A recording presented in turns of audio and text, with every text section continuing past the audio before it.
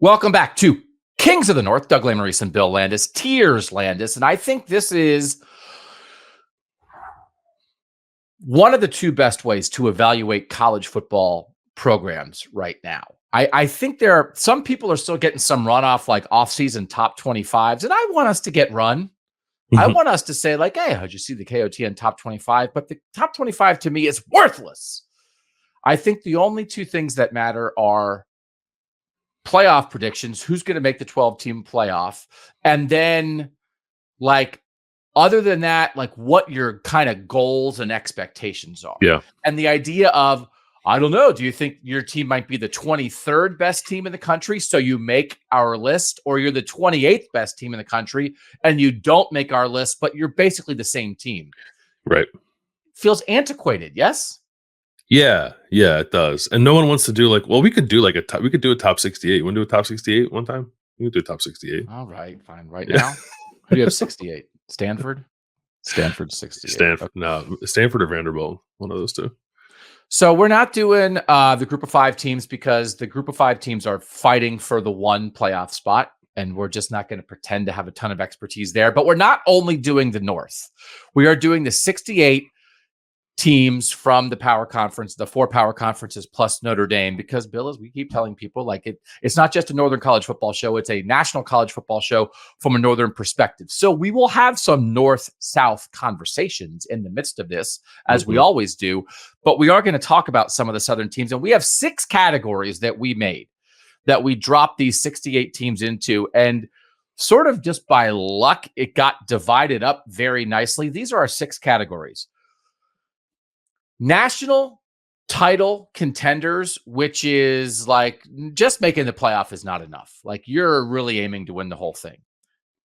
Playoff contenders, which is your preseason conversation within your building and within your fan base says, man, if we just make like, we think we should make the playoff. Yeah. But making the playoff is the goal. We're not going to be mad if we make the playoff and don't win the national title, right? Is that a fair way of characterizing that? Mm-hmm. Playoff dark horses, which is, I think you would be viewed as having a chance to make the playoff, but if you don't make the playoff, you won't be mad. Is that the distinction between playoff contender and playoff dark horses as tier 2 and tier 3, which is how mad you'll be if you don't make the playoff? Yeah, I think so. And I for dark horses as well, like my mindset was sort of like teams in contention for their conference championship. Like if you don't have national title aspirations, but like you have a reasonable chance of contending for your conference title, then I think you're a playoff dark horse. Yeah, I think that's a fair way to think of it. Then we have bowl hopefuls, which is, hey, like we should be at 500 team or better, make a bowl, but I don't know that we're really thinking about winning the conference and making the playoff. Like of course that'd be great, but it's not actually realistic. And we did have some disagreement. What we did is we each ranked all 68 teams in these tiers. We agreed on, in the end, I got swayed on a couple. I think we agreed on 53 of the 68. So we had 15 teams that we disagreed on. We did have some disagreement on playoff dark horse and bowl hopeful, which is a little bit, I think there may not be a ton of difference in performance between the playoff dark horse and bowl hopeful level. It's just how wild you let your imagination run with certain programs. And if the expectations are a scooch bit higher, where if you said to a program and a fan base, hey man, like, do you think you guys could make the playoffs this year? Whether your answer would be like, you know what? I think we might have a chance. Or like, oh, no. But we should go to a bowl, right? Yeah. It's semantics a little bit. A little bit. Yeah. But the steps necessary to jump from one level to the next, I think it's a little easier than jumping like from dark horse to national title contender, or even the playoff contender, I think that's fair. And then the last two are teams that probably aren't very good. And it's kind of stinking with a purpose and stinking with no purpose. And the way we labeled that was rebuilding and struggling. So if you're rebuilding, a lot of it is new head coaches, is really a lot of it. Or if you otherwise have undergone a major transformation in your program because you were struggling, And now it's like, well, we still think you're not going to be very good, but maybe your fans are like, hey, like we're not going to be very good, but it's in service of something. We're at the moment for this snapshot in time, we believe we're on our way to something while we're not being very good. While we're struggling, the lowest category is just like, we stink. I don't know what we're doing. Yeah. And I think it's fair to differentiate those two things, right? I think they're not very all different. stinking is the same. No, I think stinking with a purpose is a real thing. Yeah. Yeah. I like the idea of like applying it to real life and someone just like intentionally not showering. Stinking with a purpose. Yeah. No, some people do it. Some people do it to save water. Some Yeah. people do it because they like their natural musk. And then some people are just lazy. Yeah. Like it's 4:00 and you kind of haven't gotten out of bed yet. And you're like, whatever. Yeah. Okay. We're going to start at the bottom because sometimes you do that.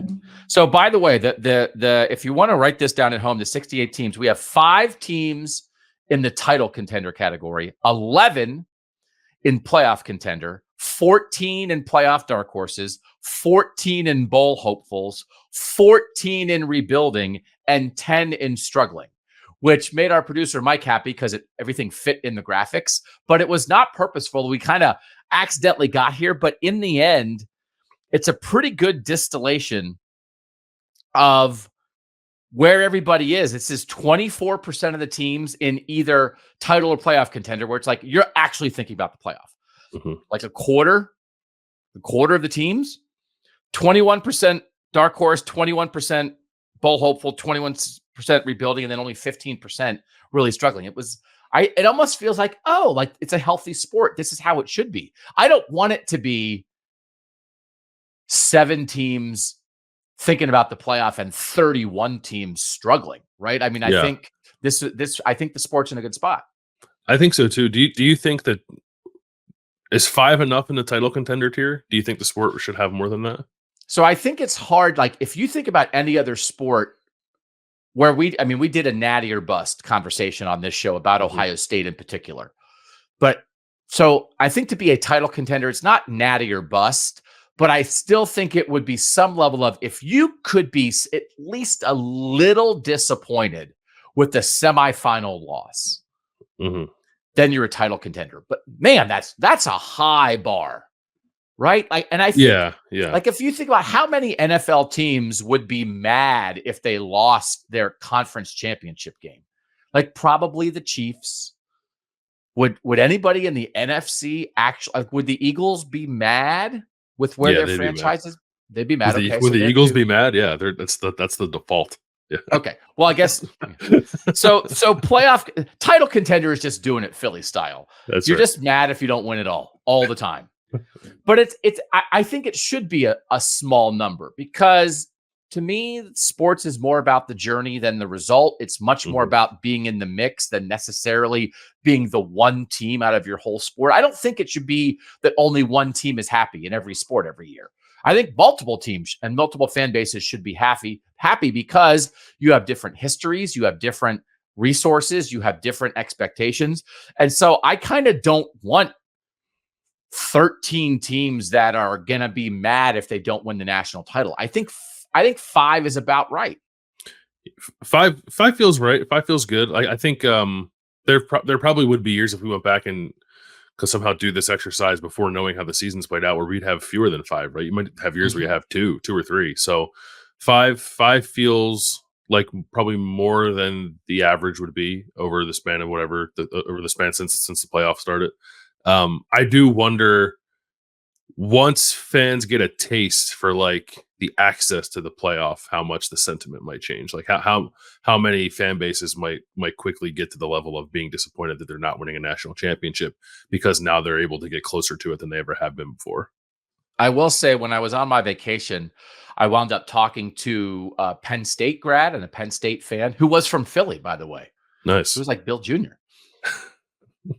And we were talking about the playoff, and I was like, 12-team playoff, I think it's going to be a great season. I think the 12-team playoff is great for a team just like Penn State. Like, that's exactly like Penn State kind of consistently has been one of the 12 best teams in the country. And what has it gotten them? And he said, I don't know if I want them to make the playoff just to lose. And I was like, And you ruined the playoff for me. So it's like you would rather what? You would rather lose the Peach Bowl to Ole Miss or whatever than It's or not even the win the Peach Bowl. It'd be, if you win the Outback Bowl. But or like even in the old world, like in the old world, you'd rather just be like, hey, we went 10-2, we lost to Ohio State, Michigan, we made an okay bowl and we won. Mm-hmm. Wouldn't you rather be in the playoff? Yeah, Like, I would rather be in the playoff. Yeah. So then I threw that guy off the boat. So no, I'm just kidding. A good run. I wouldn't do that. Okay, let's start with struggling. 10 teams in struggling, which, as we said, is losing with no purpose. There are 3 teams of our northern teams here, and this is a little, not repetitive, but we already sort of did a trend line thing about teams trending down. We have Illinois, Cincinnati, and BYU from the north in this conversation, which we're just not sure exactly what's going on there. Then the other teams, the other 7 teams, Florida, South Carolina, Vanderbilt, Baylor, Arkansas, Wake Forest, and Stanford. And I think the most interesting team in this conversation, Bill, is Florida, which has 2 national championships this century, is also coming off 3 straight losing seasons. 2 of them are under the new coach, Billy Napier, who I like to hire, was brought in to like right the ship after a weird bad end to a Dan Mullen era that otherwise had been pretty decent. My point here is there is not an equivalent team in the North with expectations, resources, potential, tradition as high as Florida in this category. So what's up, South? Like what's up? Is it that there are too many teams in the SEC, too many teams that invest in college football in the South, and somebody that really cares has to fall into the struggling category? Or is Florida just sucked? I would not give Florida that much credit for saying, well, someone's got to be bad. Like I think Florida just sucks. I think the Billy Napier hire just wasn't what people thought it was going to be. And like I'm sure I liked it at the time because he had done a good job. Previously he had like the SEC lineage, and he thought like he would improve upon what was some subpar recruiting under Dan Mullen. And I guess in some ways he has, but the on-field product remains bad. So I just think they stink. I think it's funny to me, like they are Florida, Baylor, Arkansas, and probably South Carolina. All on this list are just teams like that probably should have fired their coach last year and decided not to.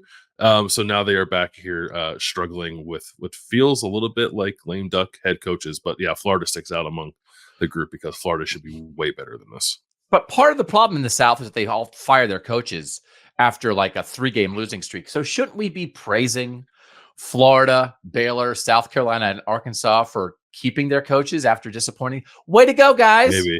Way to show some patience. And this is the thing too. Like Baylor was good a couple years ago, and they've kind of fallen off a cliff. And now, people love Dave Aranda. And now I don't know where Baylor is. Like you would think, okay, this is this new version of the Big 12. Maybe Baylor should be positioned to rise up and take this thing.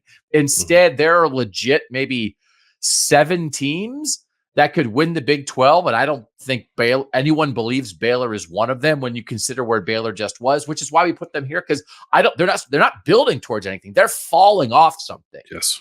Yeah. Right.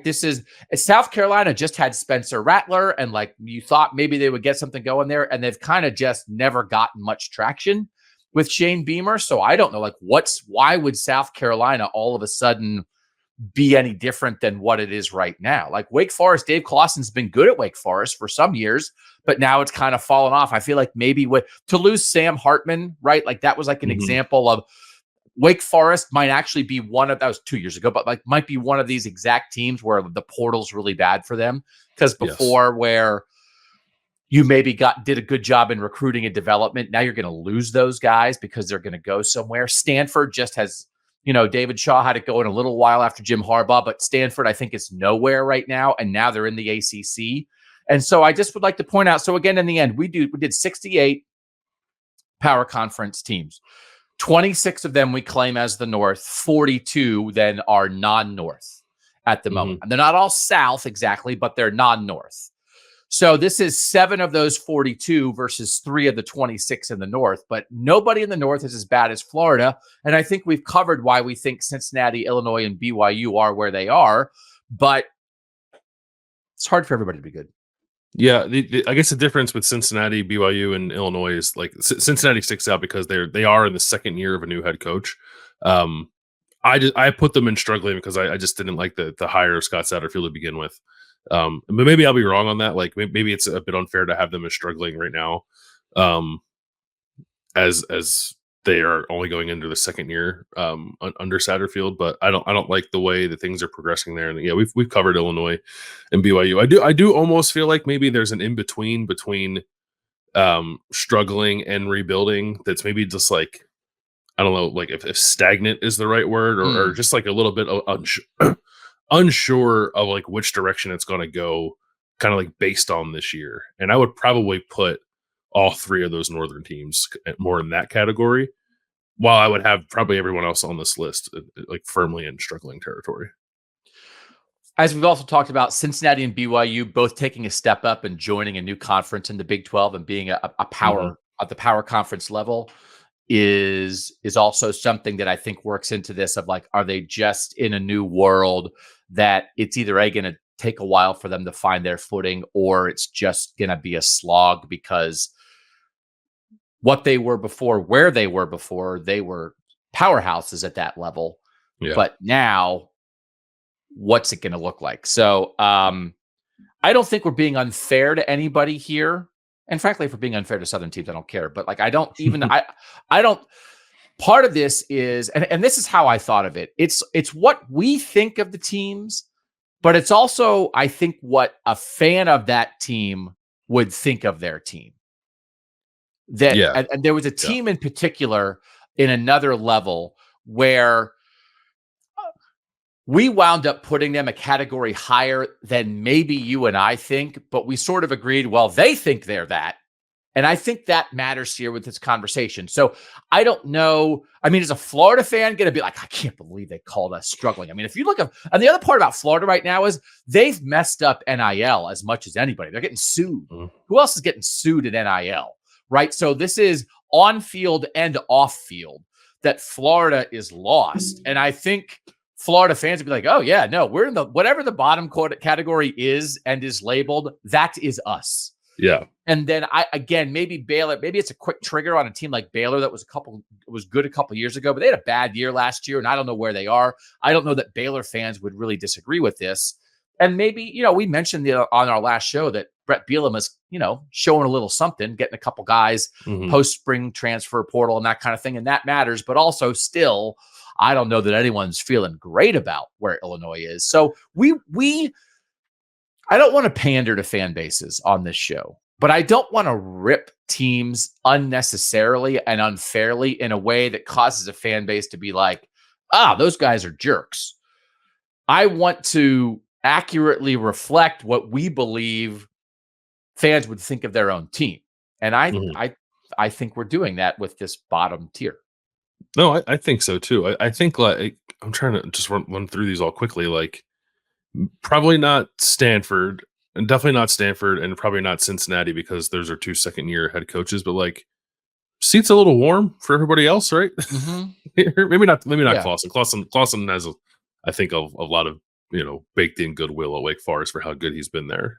Even though the last couple of years haven't been great, but everybody else, that seat's a little warm. And like, there are coaches that aren't in this tier who I think you could say the same thing about them, but you have to factor in the expectations too. Like if your seat is not warm because of falling short of like national title expectations, then you probably belong in this tier. Right. No, I think that's fair. And like the Cincinnati and Stanford second-year head coaches, I think both of us are just a little like not sure about those hires. So maybe there was like another we'll get to it now. Let's go to rebuilding. 14 programs and rebuilding. And for example, right, there were a couple teams that I had in struggling that you had in rebuilding that I was like, you know what, you're right, put him in rebuilding. And the one that stood out to me was Arizona State. So it's like, okay, Kenny Dillingham, I think he still might be the youngest head coach in major college football. Second year at Arizona State, had been the Oregon offensive coordinator, feels like an up and coming guy. Arizona State was left in a mess after the Herm Edwards tenure and the AD there, and they were a mess, right? And so it's like, okay, well, they are struggling, but are they struggling with a purpose? And if the purpose is they went and tried to get a young offensive guru and who was left with a pile of whatever, and went 3-9 last year, okay, they're more rebuilding than struggling. And that's a little bit of the reflection of what we think of the head coach. Can he eventually get it done or not? So that's why I came your way, like on Arizona State. Yeah, it felt like last year. I mean, last year was a disaster for Arizona State, but it did feel like Kenny Dillingham still got some decent buy-in, all things considered, right? Which just made me feel like maybe there's something there if they can ever actually get their feet under them. So, and also like to label them struggling with everything that's sort of been thrown against them felt a little bit like punching down. So I wanted to be nice. I wanted to be nice and put them in the rebuilding category. We could be the nice show. All right, the 14 teams in this category. So Arizona State, Kenny Dillingham, year 2. Houston, Willie Fritz in year 1. Mississippi State, Jeff Lebby in year 1. UCLA, Deshaun Foster in year 1. Washington, Jed Fish in year 1. Michigan State, Jonathan Smith in year 1. Boston College, Bill O'Brien in year 1. Indiana, Kurt Signetti in year 1, right? We're just, these are like hires that we kind of like, we liked, and we think there's potential there. And we believe the fan bases would view it the same way, where they might willingly accept a rough 2024, knowing it's part of something that will be better in the future. Yeah, just like it's clean slate for all those schools, I think. Yeah, I would be curious how Washington fans might see themselves compared to the rest of the schools you just mentioned there, because of obviously what happened last year. But they lost so much. They lost their head coach, obviously, that I think rebuild is fair. But Washington fans might have greater aspirations than that. And I think that would be reasonable if they did. So I guess I tried to think of it this way. We certainly could put them in bowl hopefuls. It's certainly not unreasonable to think that Washington could win 6 or 7 games this year. If Washington doesn't make a bowl, will the fans be mad? No, I don't. No, like bummed, like sad, like I can't believe it kind of fell apart this quickly. But I still think in a different way, like understanding of why they're in that position. Yeah. So that's how I tried to think of it. And if there are Washington fans watching or listening who would vociferously disagree with that, send us a message on Twitter, KOT and CFB, like, okay, explain. Because it's not, as we've covered, as everybody knows, like, this is arguably the greatest rebuild in modern college football. You've never had a team this good lose this much. Lose the whole coaching staff, lose basically, I think, all but 2 starters because it's NFL and transfer portal and all this stuff. Like, this is unprecedented. So just a little grace for Jed Fish in a tough situation. Right. So that's all we're doing there. All right. That was Arizona State, Houston, Mississippi State, UCLA. Georgia Tech, this is year 3 for Brent. I'm just going to call him Brent, because as we've covered, I can't keep them straight. It's Brent Key. They had a pretty good year at Georgia Tech last year. They went 7-6, but also still like maybe still getting somewhere, right? I think that's why we had Georgia Tech here. Yeah, I think so. Because it was like, was he the full time? He was like interim in 2022, right? He like took over like in the middle of the year. So this is like kind of basically year 2. I think fairly, but it's hard for me to put Georgia Tech in a bowl hopeful category. I probably need to see it more than once. I know they did go to a bowl game last year and they won their bowl game, right? So maybe they should be a tier higher. But again, I want it to be, I don't know, a little cautious, I guess, with that kind of first year success. Yeah. Virginia, I think we could put in struggling. Tony Elliott's heading in to year 3. I think they've won 3 games in each of the first 2 years, but they kind of lost a lot. They've had some tough situations there. I was trying to give Virginia a little grace by putting them in rebuilding instead of struggling. Yeah, I could probably be easily persuaded to put them in struggling. Yeah. However, 6 wins in 2 years. Yeah. Michigan State rebuilding, absolutely, with Jonathan Smith. I don't think any disagreement on that. Boston College, as we said. Maryland, we have in here. I said rebuilding on this because they lost the defining player of the Mike Locksley era, which is Talia Tagovailoa at quarterback. They certainly don't know right now who their starting quarterback is going to be, although they have 3 options that they went through in spring. I think it could be a reset. I think it's very possible they don't make a bowl. I didn't want to put them in struggling, but certainly, like, to me, like, it's not like Mike Locksley is going to be in trouble if they go 3-9 this year, you know? So Yeah. I thought it's more like a reset because it's not a new coach, but I thought this was fair for Maryland. Reset feels different to me than rebuild, which I think maybe if we were to separate that again, maybe Pitt and Maryland exist by themselves on like that reset tier. Yep.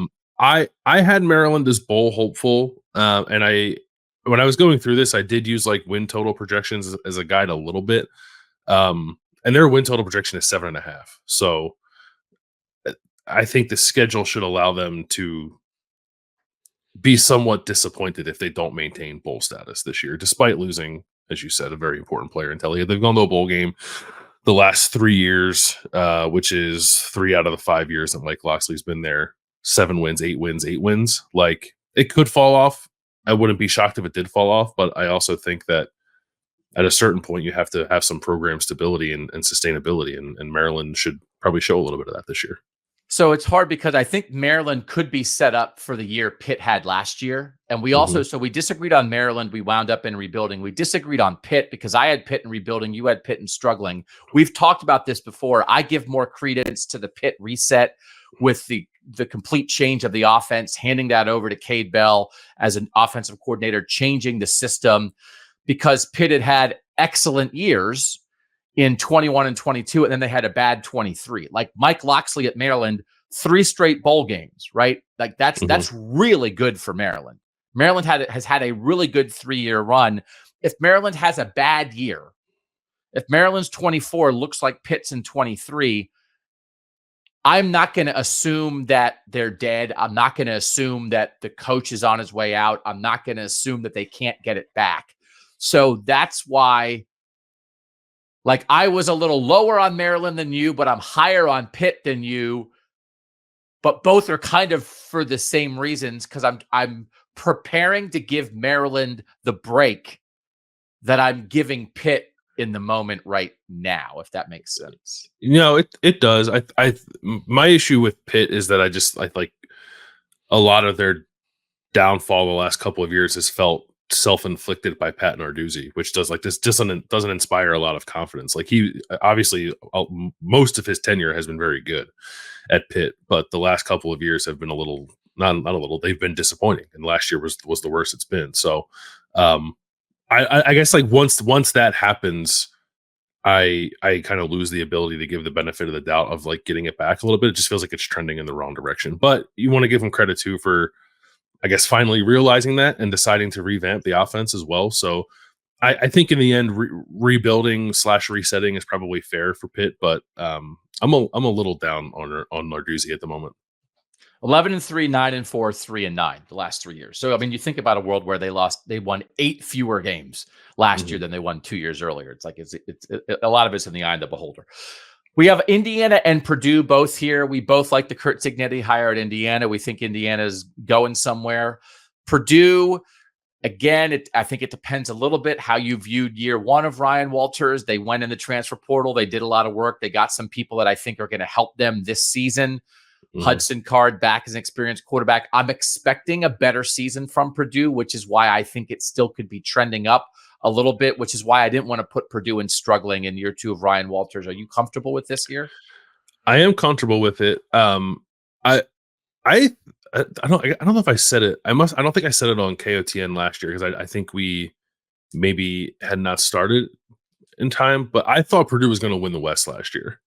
Okay. Like I was very high on Purdue in year 1 under Ryan Walters, and obviously they did not meet those my lofty expectations, which were probably unreasonable in hindsight. But because of that, because I was so let down, I did consider struggling. But I mostly think it's probably not fair. It's not fair in most cases, I think, to put a second-year head coach into the struggling category. We did do it with a couple teams, obviously, but I tried to be fair, and so I put Purdue in rebuilding. And the last one in rebuilding is Colorado. And you pulled me back from the edge a little bit on this because I had Colorado in bowl hopefuls. And you were like, I don't know if I see 6 wins, bro.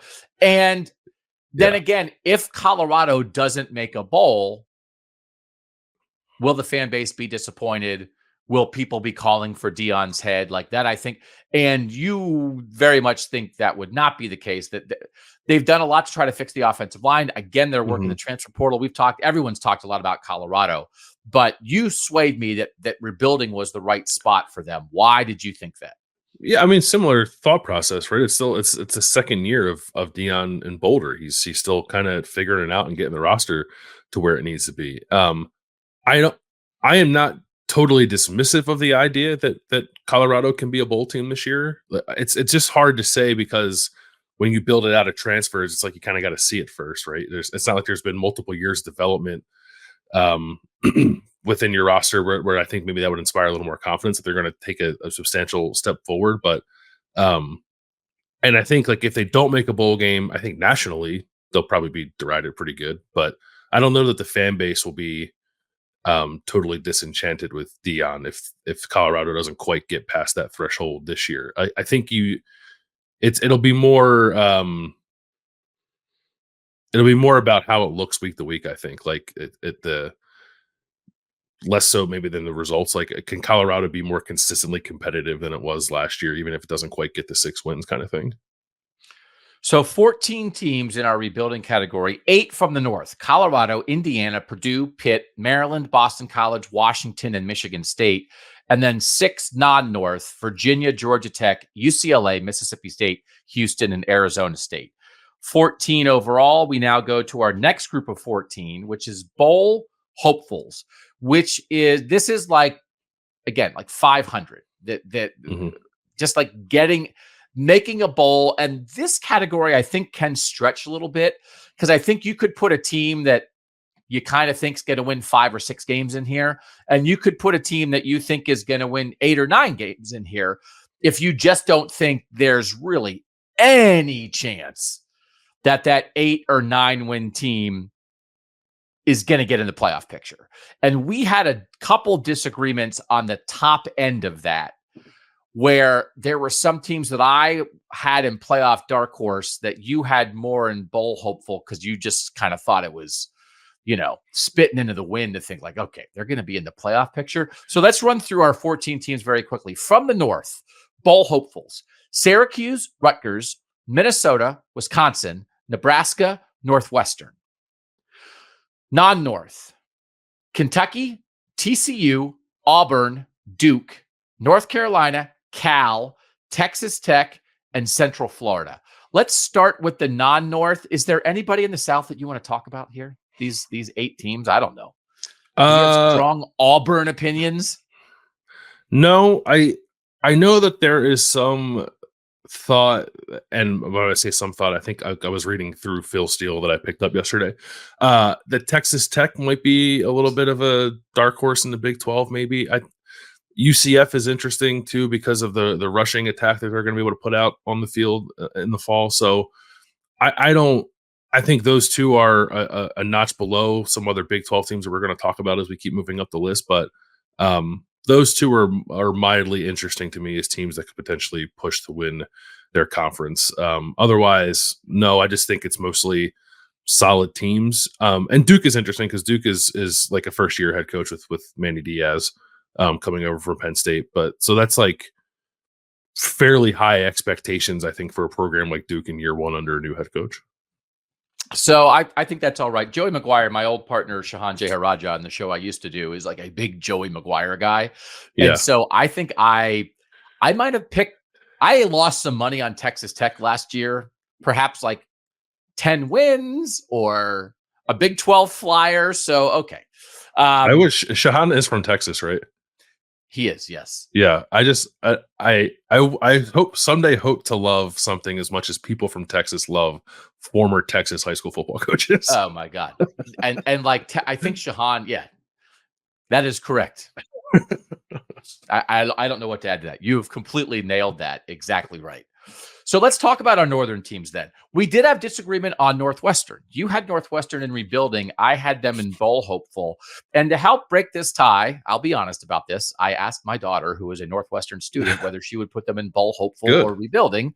And she said bowl hopeful. Now, the rebuilding category is pretty strong for Northwestern because it's a whole new staff in a lot of ways. David Braun did a wonderful job in year one. They won 8 games. They beat Utah in a bowl game, but it was with Pat Fitzgerald's staff. Now he brings in a new offensive coordinator and Zach Lujan, new offensive line coach. David Braun called the defense last year as the head coach. He's not going to do that this year. It really is sort of like a delayed reset. Mm-hmm. But the question is, given what they did last year, like Northwestern, if we would have done this after Pat Fitzgerald got fired, Northwestern would have been last. It would have been like 1-win expectations. That's a subcategory for Northwestern. And then they had like a borderline miracle year. So the question is like, will Northwestern fans be disappointed playing in a temporary stadium on the lakefront if Northwestern doesn't make a bowl game? And I think maybe, yes. I think like they have now an expectation. They think David Braun is awesome. They got a veteran quarterback in the transfer portal. They have a couple good guys back on defense. There are certainly offensive line questions, but they have a couple skill guys they like. So I thought this was okay, that if they, to scrape out 6 wins, I think is probably an expectation of Northwestern fans. The win total is 5.5. So like that falls in line with that thinking. It's not. This was one that I disagreed on, but like I won't put up much of a fight. For me, it was just the staff turnover. It just felt like that in a very odd way they had an incredibly successful, surprising season and like kind of wiped the slate clean, right after that, which is just a weird position to be in. And I guess I just wanted to be again a little cautious with what exactly of last year was real and how much of this is actually a rebuilding job. So I erred on the side of rebuilding, but bowl hopeful is definitely reasonable based off how things went last year. They have an interesting game with Duke in week 2. That'll be like, I think indicative of some things. So we landed in bowl hopeful there. Minnesota, I think, is interesting. We have a show coming up that is scheduled to be our next show where we are picking the most important players in the tenures of various coaches in college football. Many current coaches, some recently retired coaches, most of them North, not all of them North, but PJ Fleck is one of them. And we split them up and I had PJ Fleck. And then just like doing some research on Minnesota, I was reevaluating a little bit. Like, I think like Minnesota is like a good, solid football program. And then I was looking at some stuff and I was like, oh, are they? But they made a bowl last year at 5-7 because they had the best APR among 5-win teams. Like, I don't think you could put them in struggling though. And they're certainly not rebuilding because they are what they are. Just because you lose Ethan Kaliak-Manis and bring in Max Brosmer at quarterback doesn't mean you're rebuilding. So I think they have to be bowl hopeful, but they are in a little bit of a weird spot. They are in a weird spot, and I did look at the win total. I think it's 4.5. But I didn't go through the schedule. I can't remember. Did we talk about Minnesota when we did the win total thing? I can't recall. Like, I don't know that we did. I know when I had Ryan Burns on, who covers Minnesota and does a great job there, he and I can't remember if it was on the show or off, maybe on, had a discussion that we thought the Minnesota win total was really low. Off. Yeah, considering the fact that PJ Fleck, the season that the win total is projecting for PJ Fleck, he's never had at Minnesota. Right. It's like, are you projecting the worst season of the PJ Fleck era? And if so, why? And is it just because the Big Ten West doesn't exist anymore and they don't have a couple easier wins? I don't know. It does seem low to me though. It seemed low to me as well. This is why, like I said, I did use those metrics as a guide for me, but I ignored it in this case because I think again Minnesota, like, fairly high floor program. Even if they did have a bit of a letdown year last year, like I think reasonable year-over-year expectations for PJ Fleck is to make a bowl game. So I wouldn't say they're struggling. They're certainly not rebuilding. Perhaps there's a bit of a reset there, but since we don't have a reset category, I thought bowl hopeful was fair. Rutgers, I think, is the most right on target for bowl hopeful that you can be, because they're certainly not struggling. They're certainly not rebuilding, but Rutgers is just not going to be in the playoff conversation. But I think we both think Rutgers will win 7 or 8 games, and I think they're probably closer to 9 than they are to 6.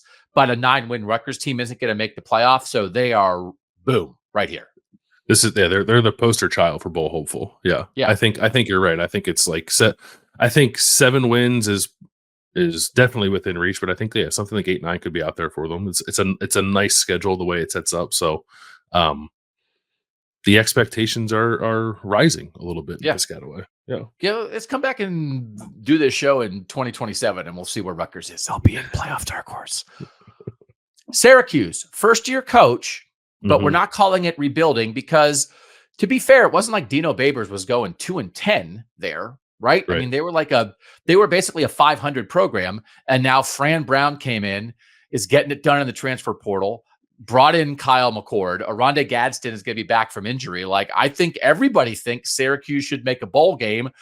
And I didn't put them there initially, but I at least thought about, if I'm going to say things like, I think Syracuse could win the ACC, then they probably should be a playoff dark horse, but I didn't do it. I think they're solidly bowl hopeful. I for sure thought you would have them as playoff dark horse. I do not think they're going to win the ACC. Boo! Nor do I think they have much of a chance of doing so, but I think people would be disappointed if they're not a bowl team. Everything you said, like the Fran Brown, of the new head coaches, besides Kalen DeBoer, Fran Brown's starting from the best place, like roster wise. Now you're doing another show. Let me write down the show. Yeah, best situations for new head coaches. And then he sprinkled enough transfer portal dust on there, and the schedule is pretty manageable. So this should be a bowl team. The last two that we have in bowl hopeful here from the North are two teams that I had playoff dark horse, and you had bowl hopeful. Wisconsin and Nebraska. I will give you the floor for why you felt these two teams should not be one tier higher. And I think, again, the definition of that tier is, could you get to 10 wins with a chance to be the fourth best team in the Big Ten? Is that on your radar at all? And depending how much it might be on your radar is why you maybe would be a dark horse, but we don't have Wisconsin and Nebraska at that level. I just don't think they're ready for that yet.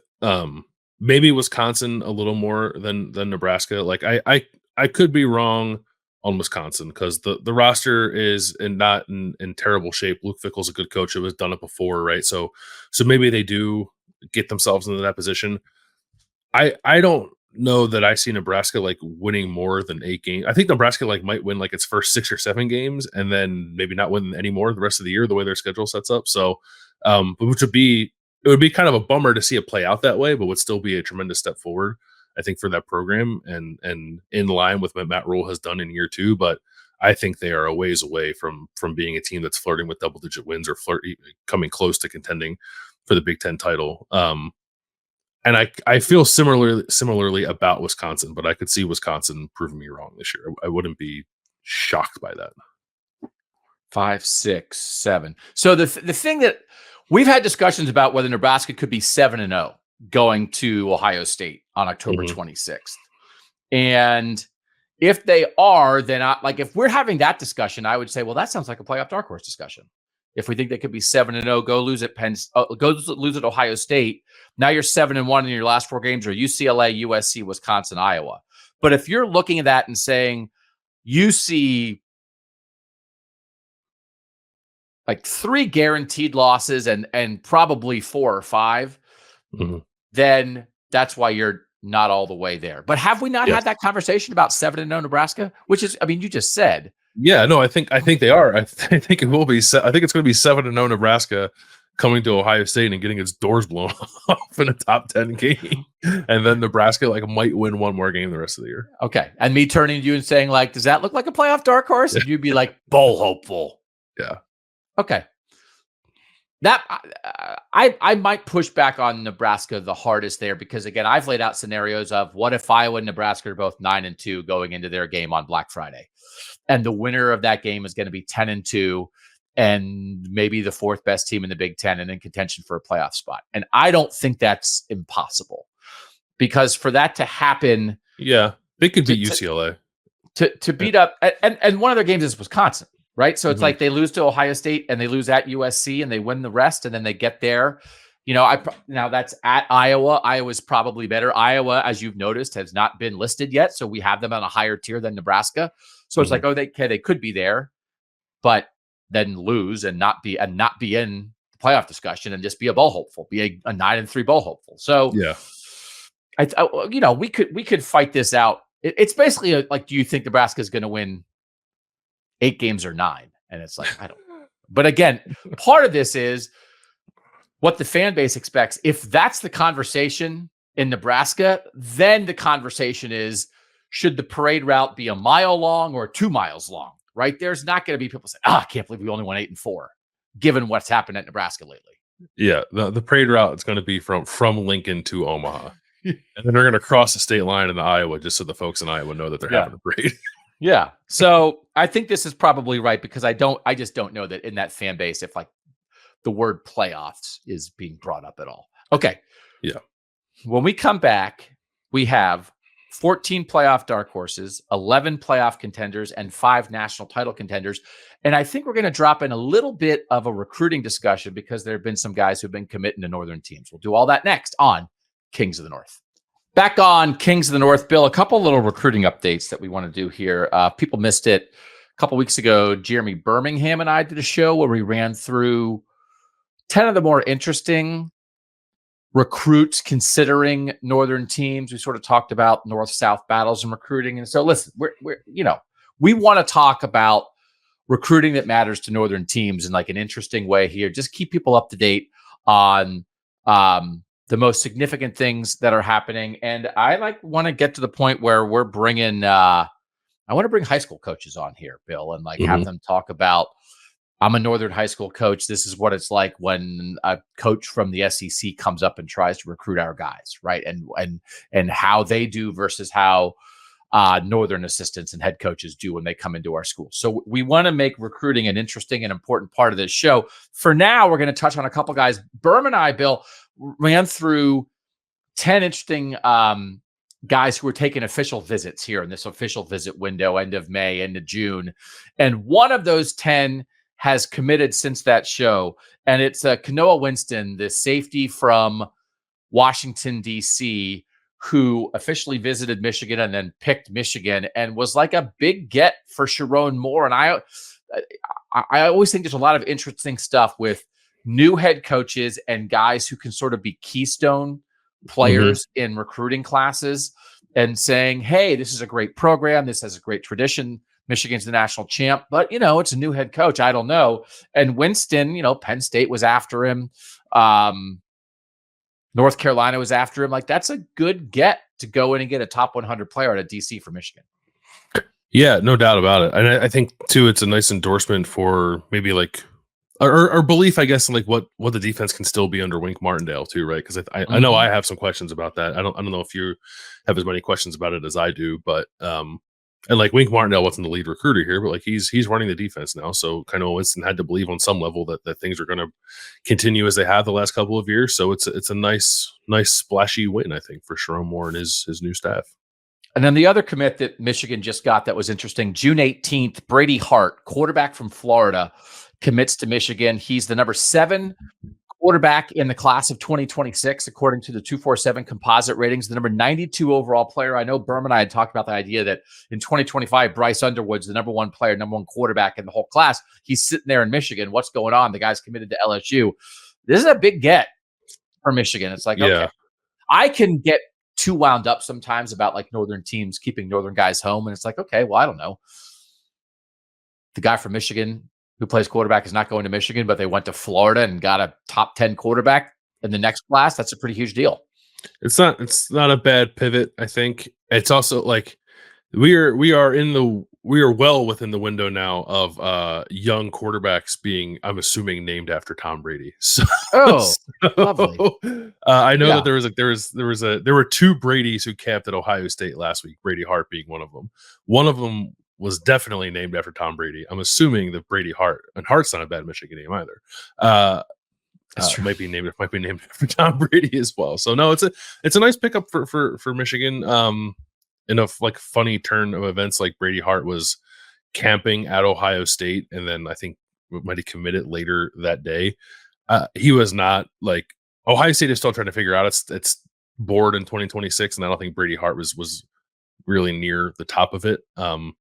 But it's nice for Michigan to be able to brag about, I guess, getting commitment from a kid who had just visited Columbus. Yeah, I mean, it's a 6'4", A top 100 player, like this is a big deal. And again, like regardless of what Ohio State thinks, like I'm glad this Florida kid's like not going to Miami or Florida Yeah. State or LSU Well, or whatever. why would he go to Florida? Florida's a struggling program. That's true. So of the 2026 quarterbacks, of the top 35 in the 247 composite, only 6 are committed right now. And they're all guys in the top 12. And the 2 that are committed to Northern schools are Brady Hart at number 7 and number 12, Noah Grubbs, which is Notre Dame going down and getting a number 120 national player, also 6'4", another guy out of Florida. And again, like this is how this has to happen. So well done by Michigan and Notre Dame to have their 2026 quarterbacks at least verbally committed right now. And they're both from Florida.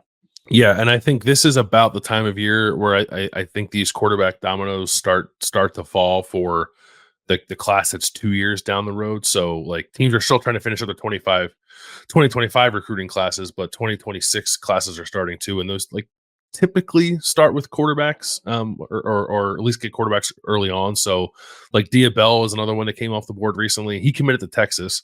But he was a pretty heavy or pretty important target for Ohio State, for Penn State, another quarterback from Florida. So I think we might see some more come off the board here. It'll be interesting to see who Ohio State zeroes in on, how Penn State now tries to figure out its plan since Diabell has decided to go to Texas. So I wouldn't be surprised if like a month from now we see a few more programs in general, but certainly Northern programs with their 2026 quarterback stuff figured out.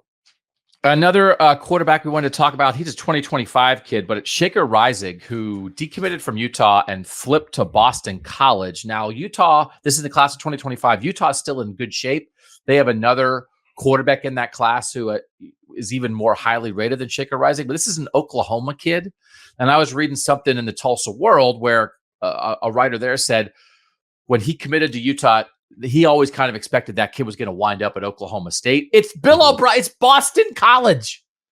Like this is if this actually gets locked down and they sign Shaker Rising in December, this is the Bill O'Brien effect. So Utah will be okay, but this is a huge deal for Boston College, is it not? And then they signed a high school teammate of Shaker Rising, Ashton Cunningham, who's a corner. They both wind up committing to the Eagles. I hope they can keep him. Yeah, I guess if either of the home state teams come calling for Shaker Rising, that would probably be a tough battle for Bill O'Brien to win. But it was always going to be interesting to me to see like what Bill O'Brien decided to do with his first crack at recruiting a high school quarterback at Boston College. Obviously, when his last time around as a college head coach, he made a tremendous splash at Penn State by getting Christian Hackenberg. This is not quite the same thing, but I also think on some level you respect Bill O'Brien's view, right, on quarterbacks. And like even if he goes out and gets a kid that's maybe a little lower rated, you start to think to yourself, well, like maybe they just got a diamond in the rough kind of thing. So hopefully they can keep him. I could see it being an uphill battle approaching signing day if Oklahoma State decides it wants to get involved, but nonetheless a nice land for Boston College. Couple of things to touch on. West Virginia getting it done a little bit. A couple guys from the South that the Mountaineers have pulled in lately. Yeah, they got an offensive lineman, right? From Tennessee. From Tennessee, and a cornerback as well, right? I think it was Tampa, defensive back from Tampa. So, got to be able to go, especially down in the Florida. There's so many players in Florida. You have to be able to go down there and like get a couple 3-stars out of Florida. Like a 3-star in Florida is like a 5-star in a lot of other places because there's so many kids down there. So, if you're showing an ability to go down there and poach a couple 3-stars that the in-state Florida programs or the SEC programs aren't prioritizing, that's probably a pretty good recipe for you. Pitt got a guy who's one of the best athletes in Pennsylvania. It's Sean Lee. He plays high school quarterback, Sean Lee Jr., but I guess Pitt's going to play him in the secondary at cornerback or safety. But again, you get one of the best athletes in your home state. You don't let somebody else come in and take them away from you. That's a nice get for Pitt. Iowa got a tight end that a lot of Power 4 schools were after. And how did they get him? Oh, that's right. His dad's on the staff. It's LeVar Woods, who's the great special teams coach for Iowa that a lot of people theorize. And I guess by a lot of people, I mean my brother-in-law, who's an Iowa fan, maybe could be the next head coach at Iowa. They really like him there. He's a really important part of that staff. His son Mason is a tight end. And also, by the way, if you're a tight end in the Midwest, why wouldn't you go to Iowa? Anyway, he committed to Iowa. That was a good get. And again, as we said, West Virginia doing some stuff. So it's like the little updates, right? It's a little news update on recruiting. I'd like to know what our teams are doing. Yeah. Yeah. All right. So let's get back into our tiers now. And now we're talking about the playoffs. We're talking about, we are. And I like it, Bill, that we are going to wind up with basically almost half of the Power Four conferences at least thinking about the college football playoffs at this point in the season. We have in total 30 of the 68 in our top three tiers, 14 of them in playoff dark horses. And is this not the whole point of the 12-team playoff, that we have 30 teams that can say playoffs in June? Yeah, it's why I never understood the concern about the expanded playoff making the regular season worse when like you are drastically expanding the field of teams that feel like they're playing for something in the regular season. It's only at the very, very, very, very top, that people, again, if that's your argument, you're just mad that the very best teams won't be punished for one loss. But you're opening up a great big world. So let's get to our dark horses. 14 playoff dark horses. These are teams that we think have the ability to make the playoff. Maybe their fan bases won't be mad if they don't make the playoff, but they should at least probably be in this mix. Kansas, Oklahoma, Iowa State, West Virginia, Oklahoma State, Arizona. You could almost name the entire Big 12. It's like half the Big 12. 1, 2, 3, 4, 5, 6 Big 12 teams as dark horses here. We also have Iowa. We have Texas A&M. We have Louisville, USC, Tennessee, SMU, which is in the ACC now, NC State, and Virginia Tech. So there's a chunk of this board, Bill, that is the Big 12 and the ACC probably are one bid leagues, but neither have a surefire, this team is definitely going to win the conference, which means we can have 6 Big 12 teams as dark horses. And I guess we have Louisville, SMU, Virginia Tech, and NC State are 4 ACC playoff dark horses. And this is, I think it's good that there aren't. Now, if you want to go and say, well, Florida State's going to win the ACC, right? I mean, I guess you could say that. I don't think you could say that as strongly in the Big 12, but I kind of like that the conferences 3 and 4 in the pecking order are this wide open. So do I. I think it's going to be really exciting. I do think there's a difference between the ACC and the Big 12, as you said, right? I think you could maybe put almost everyone in the Big 12 and playoff dark horse. Like, you're not going to put Baylor there, I don't think, but maybe every other team. You're not going to put Colorado there and Arizona State, but the majority of the Big 12, I think, could fit into this category. We obviously have a few that aren't here that we have in higher tiers. The ACC is different. I think there is some clear separation between the quote unquote favorites in that league and the teams that might have a shot at it, and the win totals bear that out too. I think the highest projected win total in the Big 12 is 9.5, and there are some teams in the 10 range or higher in the ACC, so it's a little bit different. But I think those two leagues will be the most fun, exciting, competitive, regularly churning out fun games every week. 2 teams in here that I have liked a lot in our playoff picks are Oklahoma and Tennessee. Neither as winning the SEC, but both in the mix. And it's hey, if you can be the 3rd or 4th best team in the SEC, that's quite an accomplishment. But I guess both are going to start first-year starting quarterbacks, second-year players, and Jackson Arnold at Oklahoma and Nico Iamaleava at Tennessee, which is part of why I like them. I guess they're dark horses and not just straight playoff contenders, because I think both Tennessee and Oklahoma fan bases would watch their quarterbacks and be well, just wait till 25, right? And not be mad if it's not a finished product right now. I think that's right. And there also seems to be kind of a national consensus opinion about 2 or 3 other teams in the SEC that are not necessarily conference championship contenders, but maybe more likely or have a better path to being that 3rd or 4th best team in the SEC than a Tennessee or an Oklahoma or even a Texas A&M, who we also have listed here as. Let's talk about our northern teams. We only have Mhm. 3 northern teams in this group of 14 playoff dark horses. They are Iowa State, West Virginia, and Iowa. Let's talk about the 2 Big 12 teams first. We love the quarterbacks here. Rocco Becht at Iowa State, Garrett Green at West Virginia. I just think it's expectation level. And again, I had West Virginia in my playoff when we did it in February. West Virginia's win total, though, is like for what in a very competitive Big 12 is not very high. I was having a Twitter conversation or a conversation somewhere with another fan who likes West Virginia. And my response here is like, get back to me after week 1. Mhm. And I think it's hard to say it in June. At the moment, I think West Virginia at home is going to beat Penn State. I don't think that's going to ruin Penn State's season. But get back to me after that happens, and let's see where everybody is with West Virginia. And I will be happy to welcome everyone to the West Virginia bandwagon. But that's why I think I consider them a playoff contender. But I think the world would consider them a playoff dark horse.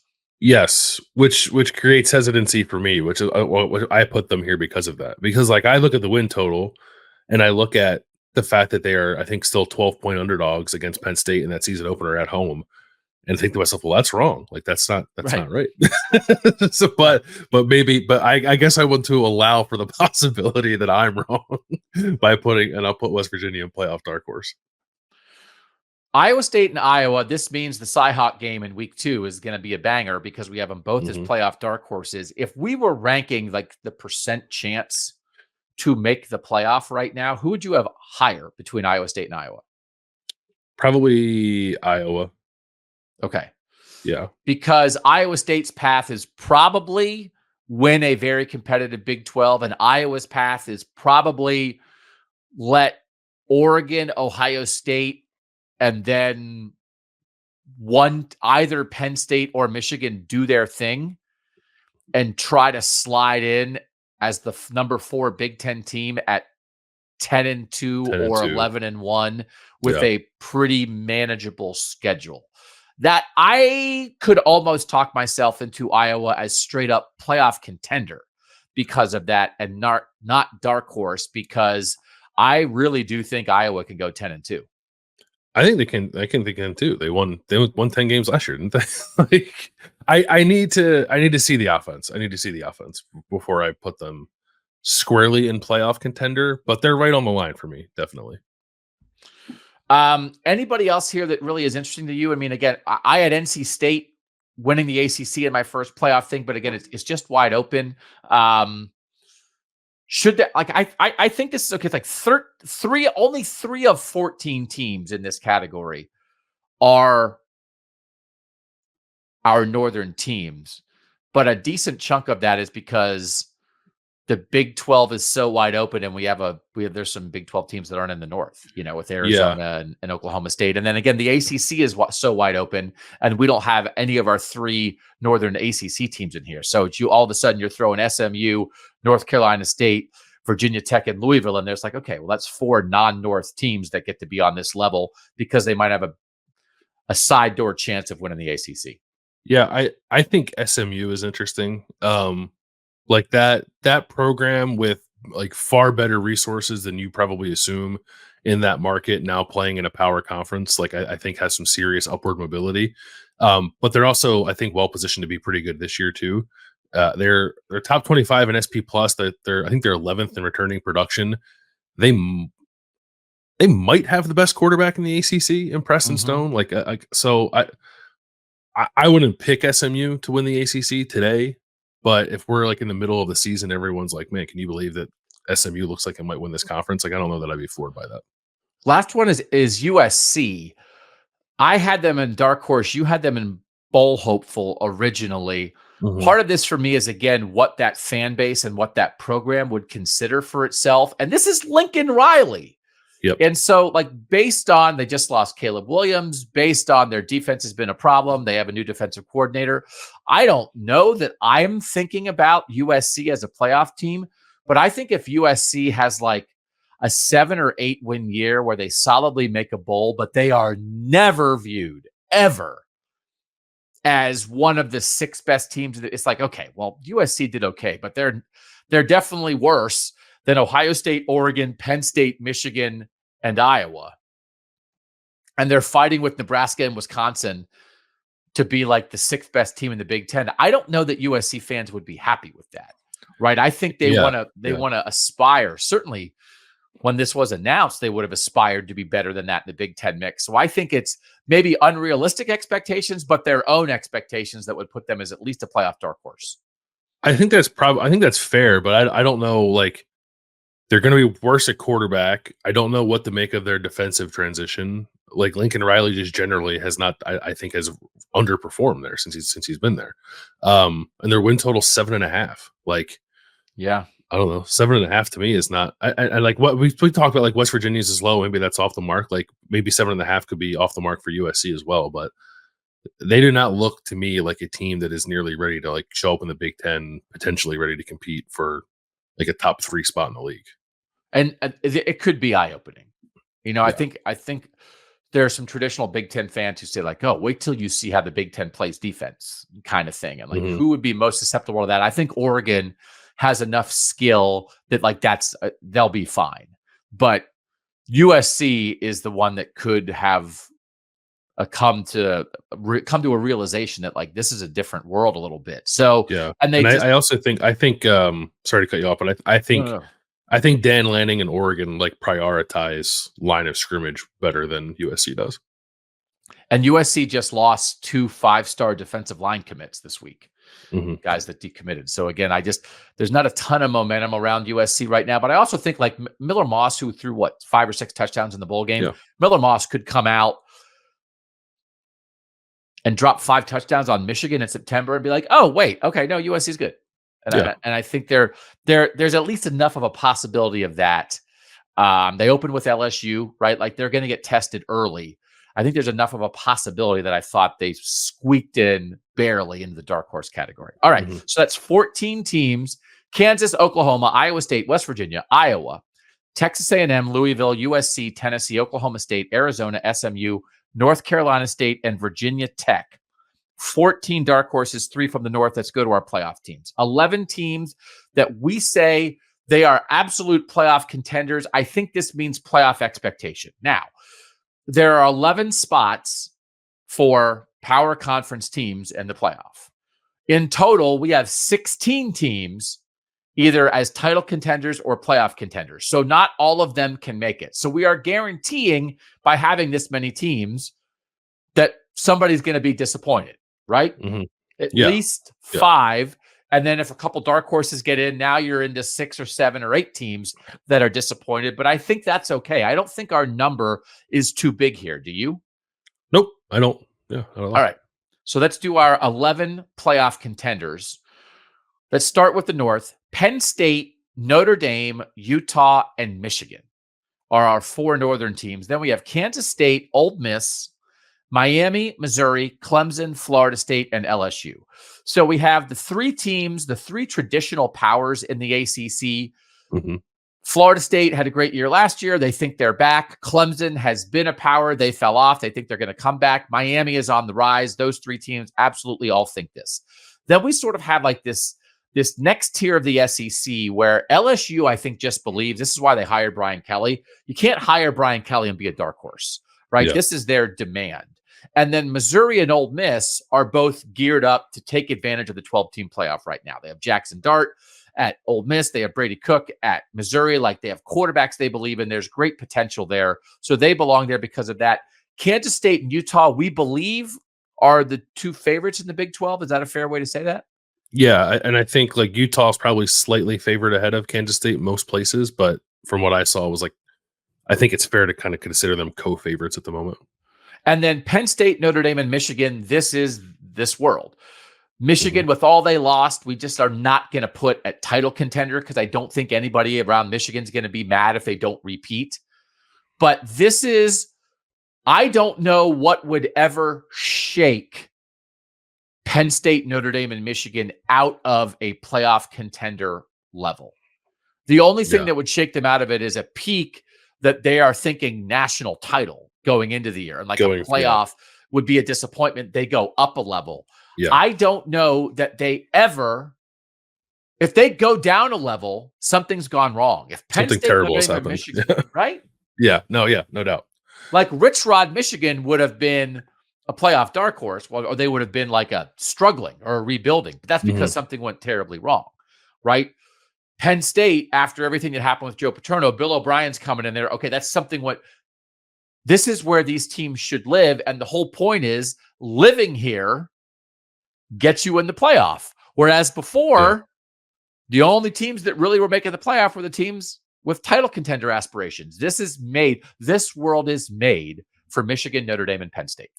It is. But again, I'll repeat myself. Like it just makes me curious now how those fan bases, but particularly Notre Dame and Penn State, how they recalibrate to this new reality. Because now you're there. Now you are upset every year you don't sort of have a seat at the table.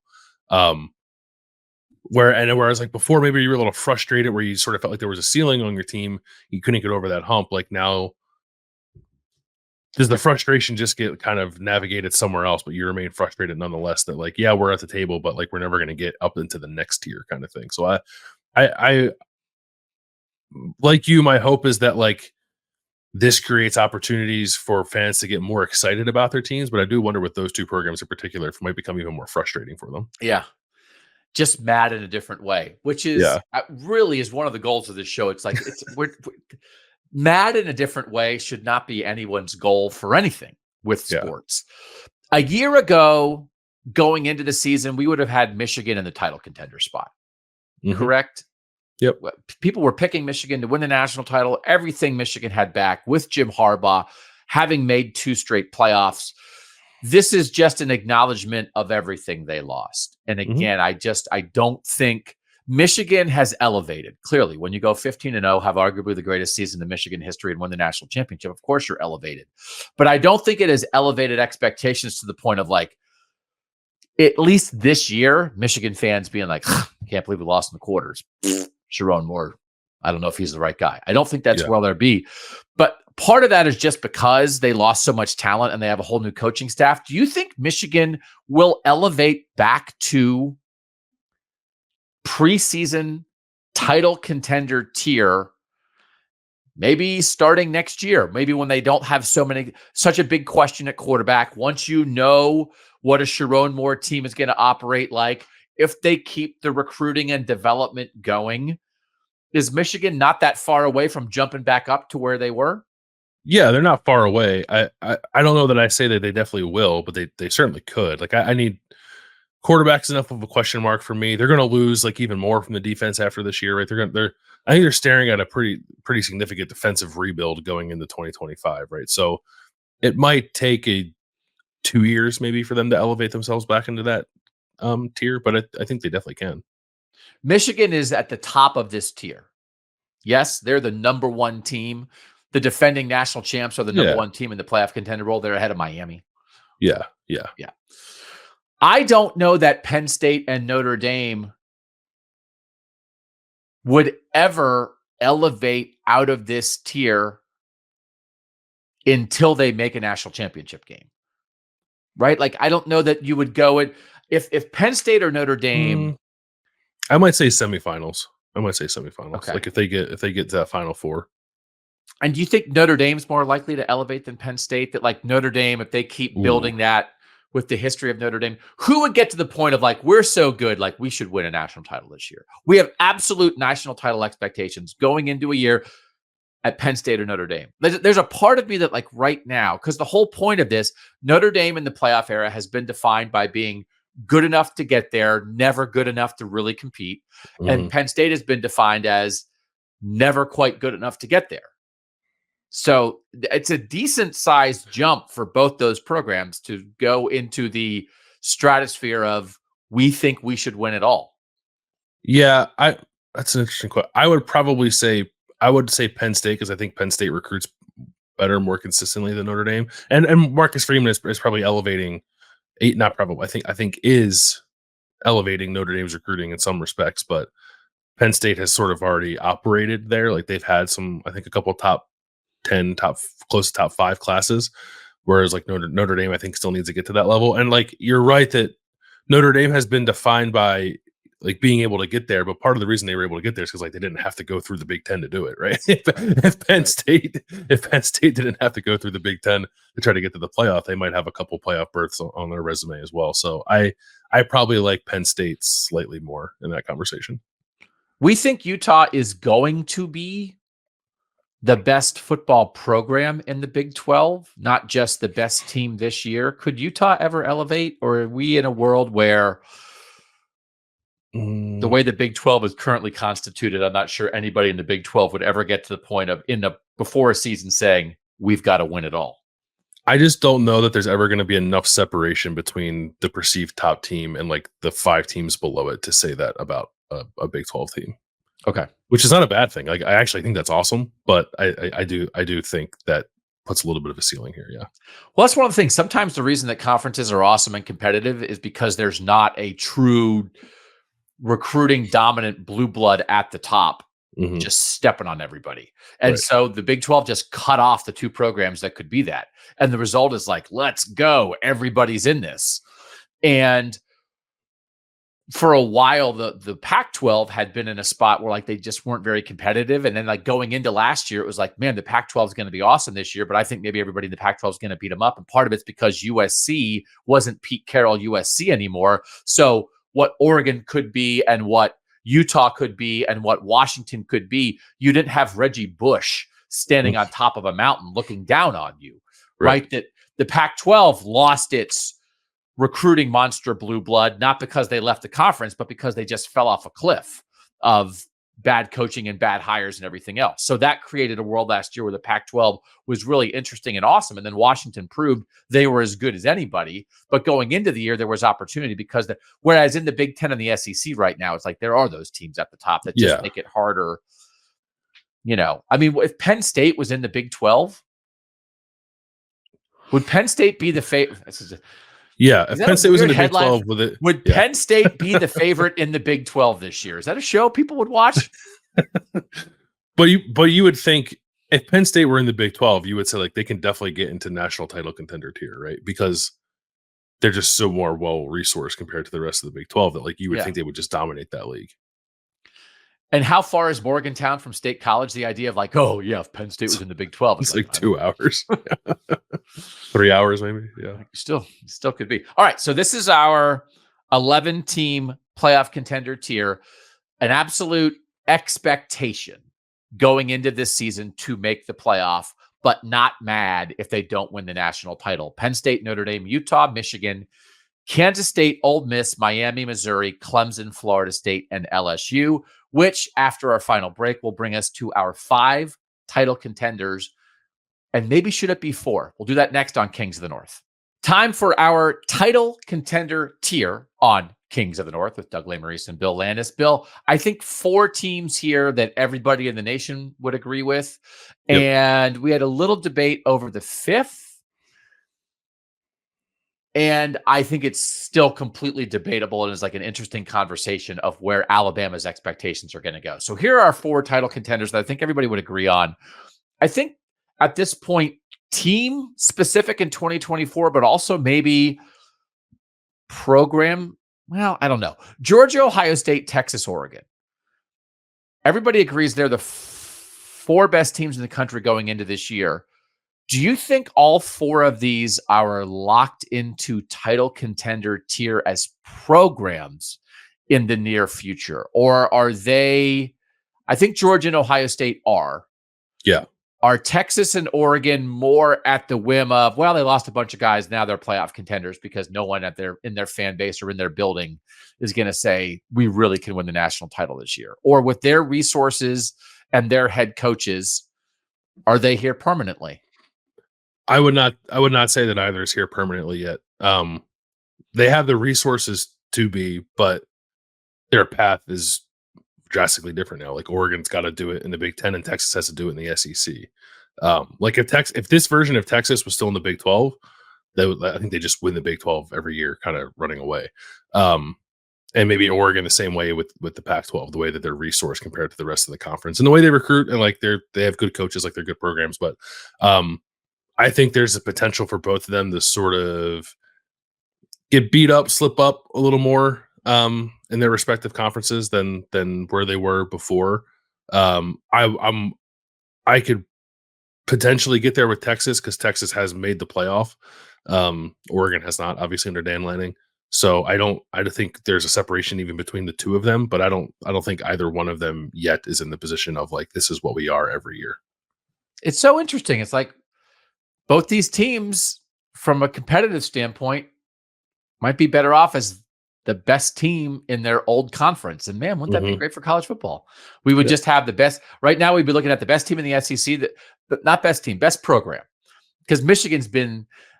Here's the thing. Any Michigan fan or anybody's like, why is it? It's just because they lost everything. Like we're trying to, again, have a little grace with Michigan where it's like, well, they won one, but are they going to win? It's like, come on, man. Like they just had one of the great seasons in college football history and everybody left. So that's why Michigan's not here. So if we're calling like Ohio State the best they haven't been. Michigan's been the best program. They've been the best team. They've won 3 straight Big Ten titles. They're the defending national champs. They've beaten Ohio State 3 straight times. This is not to indicate that Ohio State is ahead of Michigan, right? I mean, because you can't do that. But will Ohio State fans be mad if Ohio State doesn't win the national title? Yes. Will Michigan fans be mad if Michigan doesn't win the national title? No. That's why they're on different tiers here. Yeah. And also, like, Ohio State has a demonstrated ability to navigate roster turnover that Michigan, I think, needs to show. No, like, is that not fair? No, I think that is fair. So again, this is like Michigan from a program standpoint. Michigan, if we were just ranking the best programs, I think you'd have to rank Michigan ahead of Oregon and Texas right now, right? Because you acknowledge everything Michigan just lost, but you don't assume they're going to completely fall apart. But based on roster turnover and coaching turnover, Texas and Oregon, I'm just trying to, I think this makes sense. But if we were ranking the best programs in college football, and it was some guess at the future, some recent past, and some traditional past, Michigan's in the top 3, right? Yeah. Top 4? I don't know. Top 4. They'd be ahead of Texas. They'd be ahead of Texas right now, right? If we weren't just looking if we're giving Sharon Moore that much benefit of the doubt, then they're not ahead of Alabama. Right. I agree with that. But they're ahead of Texas because there's nothing. It's like, well, Sharon Moore is no Steve Sarkisian. I was like, what? Why? Like, what proof do we have of that? Yeah. And I think they would be ahead of Oregon no matter how much you like Dan Lanning, because Dan Lanning's not that much more experienced than Sharon Moore. I think that's right. So then it's a conversation of, is it Alabama, Ohio State, Georgia is the top 3 and Michigan's 4th, but they're part of that top 4. It's just semantics. It's just semantics. But right now, Michigan, we don't know how their quarterback's going to play, and their head coach is there for full-time for the first year. So that's why we're here. Okay. I think a general consensus of going into the year, what are the 4 best teams, rosters, coaching situations, whatever? Georgia, Ohio State, Texas, Oregon, I think is that consensus. Our debate was over Alabama.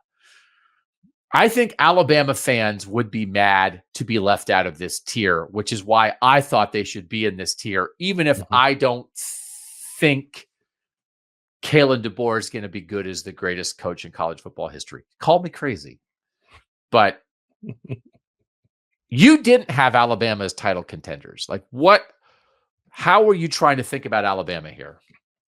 No, I had them as playoff contenders, and I think in our playoff projections, I had Alabama in the field. I just don't know. I don't know if the roster quite stacks up with the other 4 teams here. That's kind of what it is. I just think there's a kind of a clear delineation between, and it might even be the top 3 of Georgia, Ohio State, Texas, like, and then Oregon. Maybe Oregon and Alabama are more similar roster wise, but I think the other 3 are somewhat substantially different in terms of talent. And then, like, there's a Saban thing too. So, like, I don't know how to use the information of, like, Nick Saban not being there other than to say, like, maybe Alabama's not a perennial national title contender anymore, but still, like, a very good team that is in the playoff more often than not and can definitely still win national titles, but not the preseason favorite to do so every single year. So I I thought it made sense to like knock them down a peg given Nick Saban is gone, even if the roster is still pretty good and Kalen DeBoer is a very good coach. I think we all may be underestimating the loss of Nick Saban. And I want to do a show on this, on the Saban hole. And I want to go back and look at, I don't know, 10 greatest coaches in college football history and what happened to programs after they left. Mm-hmm. And I want to, it's difficult in college sports because since the player turnover is part of the deal, I actually think it is somewhat fair to compare college coaches to professional players. Because when you think of the longevity of success, I don't think we only have to compare Nick Saban to Bill Belichick and Phil Jackson. I think we can compare Nick Saban to Tom Brady and Michael Jordan. Mm-hmm. You know what I mean? Because I do. Yeah. They are the defining person driving the winning of their team. It's like, who drove the winning of the Bulls? Phil Jackson was great. Michael Jordan who drove the winning. Who drove the winning of the Patriots? I think that debate's been settled, right? Belichick's great. Brady drove the winning. Who drove the winning of Alabama? And again, on this show that we have coming up on the most important players in the tenures of various head coaches, Nick Saban is one of the people we're going to do. And I have Nick Saban. I was going through Nick Saban. And I was like, none. I mean, they had a bunch of good players, but like if you take any single player away from Nick Saban, it's like, he's fine. Yeah. He's Nick Saban, right? Mm-hmm. So I think even me advocating to include Alabama on a list like this as title contenders, the very top, may be refusing to acknowledge like they lost the best coach ever. What are you doing? Like what percent worse is Alabama? No matter how good Kalen DeBoer is, nobody thinks Kalen DeBoer is going to be as good as Nick Saban. So the best of Kalen DeBoer is what? 80% of Nick Saban? Oh my God, that's so much of Nick Saban. And the mediocre version of Kalen DeBoer is what? 43% of Nick Saban, and the bad version of Kalen DeBoer is 11% of Nick Saban. And actually, you know what? 11% of Nick Saban's pretty good. I take it. Yeah. So like that, in that world, I do think, and I want to do this show before the season starts. I do think we might be selling short how good Nick Saban was and how much it will completely reshape college football that he's gone. Yeah. It seems silly to say, but I do think you're right, because it does.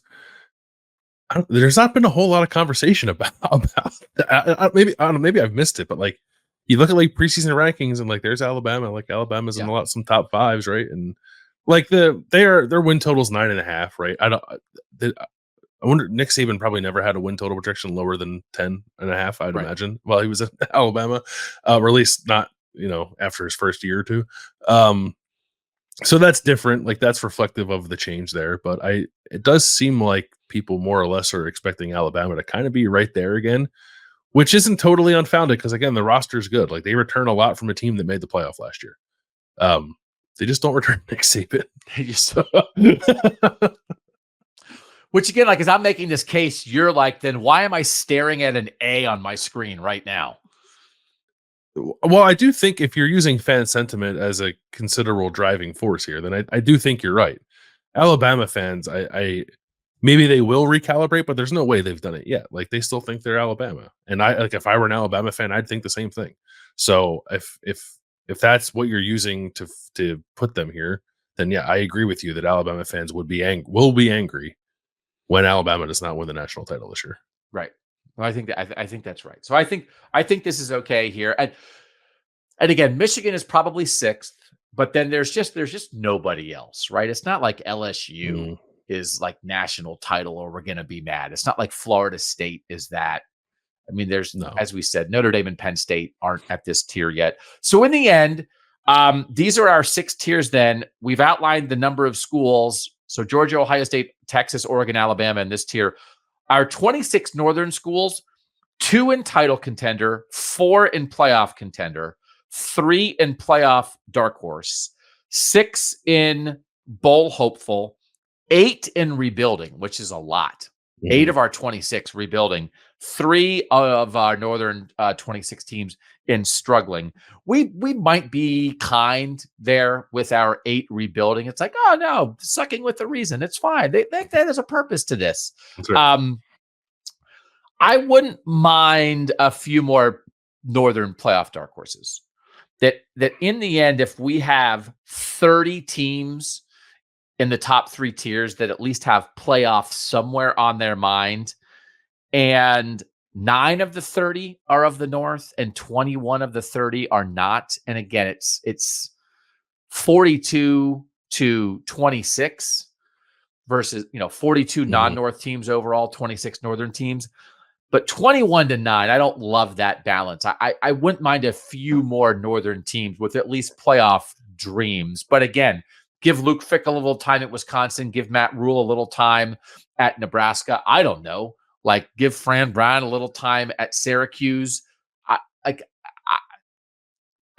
Washington's a complete rebuild, right? Washington, Could we get to a place where we do have more Northern teams in those top 3 tiers?